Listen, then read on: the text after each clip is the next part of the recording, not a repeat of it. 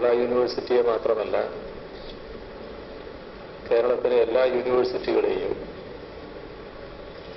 പൊതുവെ ബാധിക്കുന്ന, ഉന്നത വിദ്യാഭ്യാസ മേഖലയെ ആകെ ബാധിക്കുന്ന ഒരു പ്രശ്നമായി ഇത് ഉയർന്നു വന്നിരിക്കുകയാണ്. എന്തുകൊണ്ടാണ് ഇത്തരത്തിൽ ഒരു സ്ഥിതിവിശേഷം സംജാതമായിരിക്കുന്നത്? നമ്മുടെ രാജ്യം പൊതുവെ അംഗീകരിച്ച ആഗോളവൽക്കരണ നയം, ആഗോളവൽക്കരണ നയത്തെ എതിർക്കുന്ന നിലപാട് ഇടതുപക്ഷങ്ങൾ സ്വീകരിച്ചപ്പോൾ സകലതിനും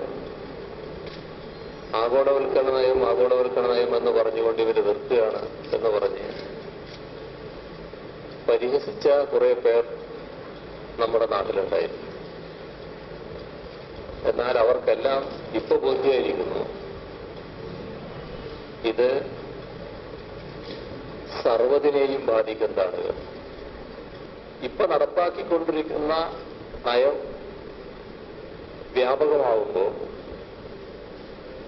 പാവപ്പെട്ടവർക്ക് വിദ്യാഭ്യാസം നിഷേധിക്കുന്ന അവസ്ഥ വരും. ഈ വിഭാഗത്തെ, പാവപ്പെട്ടവരെ വിദ്യാഭ്യാസ സ്ഥാപനങ്ങളിൽ നിന്നും അകറ്റി നിർത്തുന്നതിനിടയാക്കി